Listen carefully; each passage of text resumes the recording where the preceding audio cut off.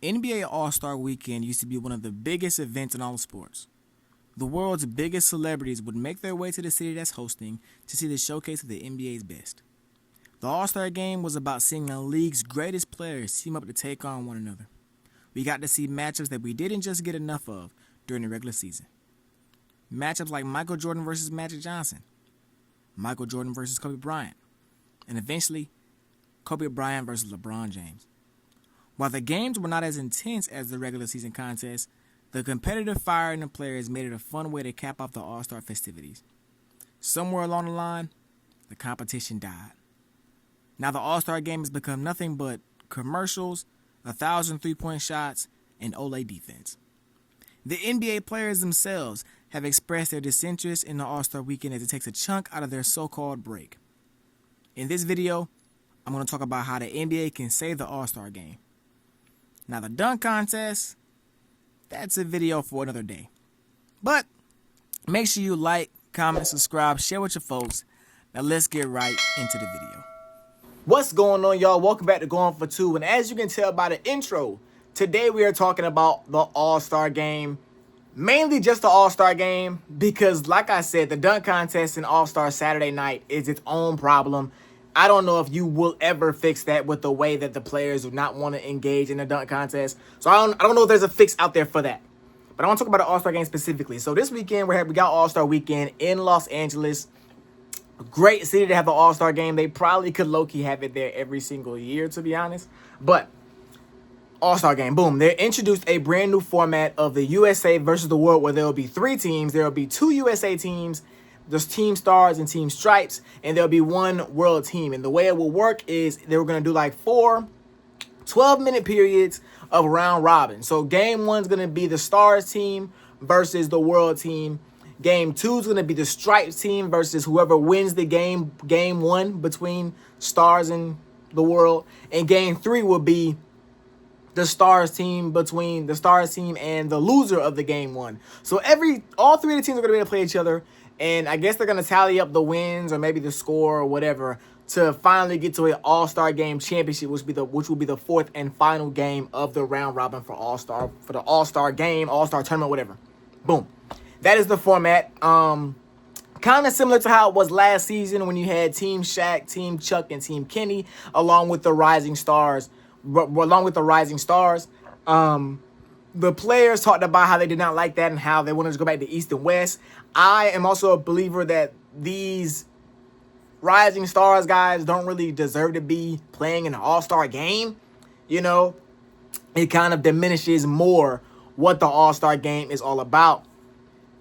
That was a whole debacle because they brought in Kevin Hart and a bunch of different guys. And I want to say it was a 3-hour program, a 3-hour broadcast. And there's only 42 minutes of basketball being played in that game.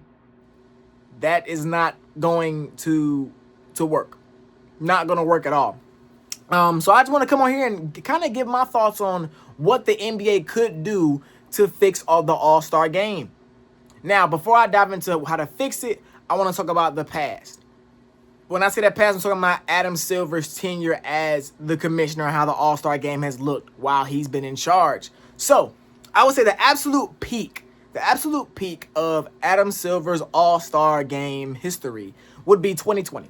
2020 in Chicago, about a month after Kobe Bryant passed away. They brought in the target score ending, and y'all, that might have been the best All-Star Game that I've watched as a fan. I'm only 23 years old, so I didn't get to see, MJ and all them guys go at it back in the day. But watching in 2020, you saw the best players legit playing very, very hard. We saw Kyle Lowry charge. The game ended on a free throw. You know what I'm saying? But I think that year was a year where people cared about it because there were big stakes. It was the first All-Star Game after Kobe passed. The winner of the MVP ended up getting the Kobe Bryant All-Star Game MVP award. So the players cared about it a lot.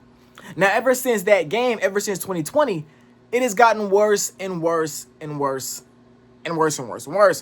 2021, it was in Atlanta after, the pandemic and everything.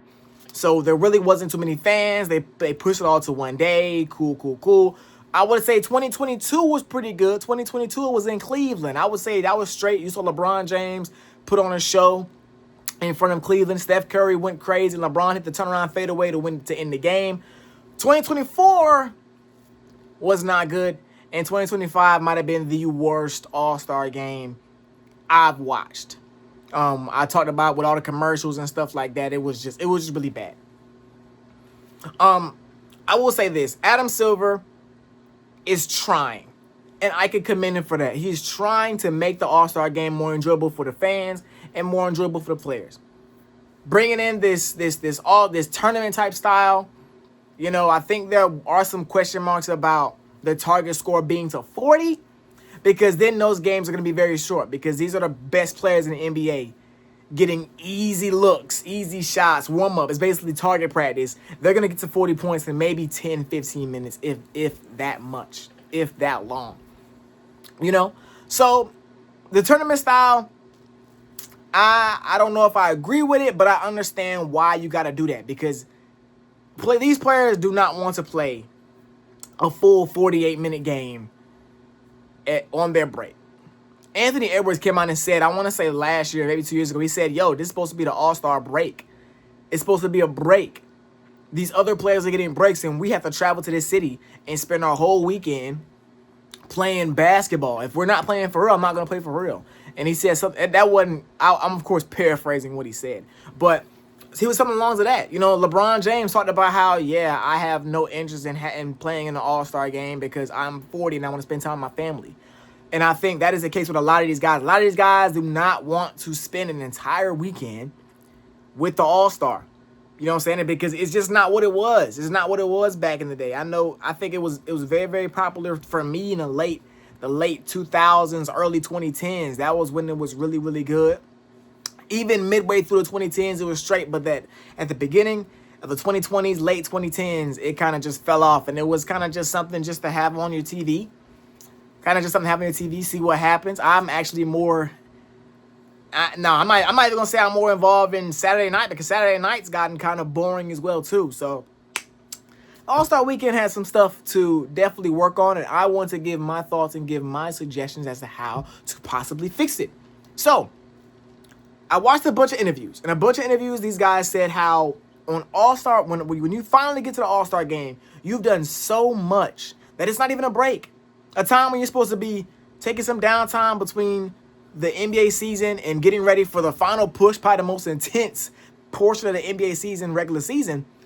You're doing so much media from Friday to Sunday that by the time the game comes, you're exhausted. You don't really feel like playing.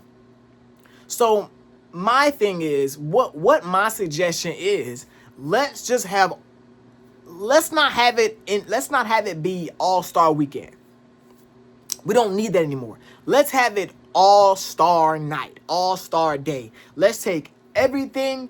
Maybe, I guess you still got to do the Friday night games. You know what? Let's keep the Friday night. Let's keep the celebrity game and the Rising Stars game on Friday night. That way they have their time to shine.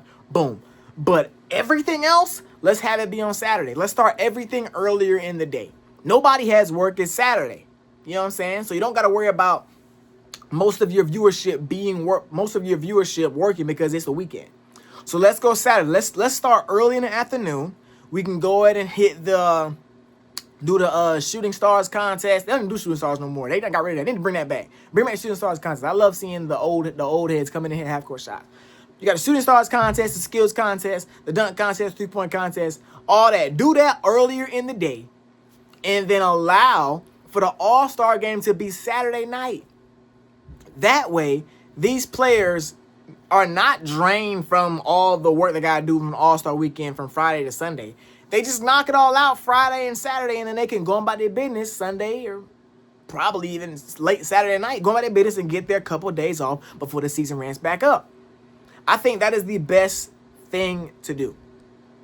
You know, and it's going to be, I would say there are definitely some logistics that have to happen, because you got to figure out, everything's a money deal. You know, I guess renting out or booking an arena for a whole weekend is a lot different than booking it for 2 nights. But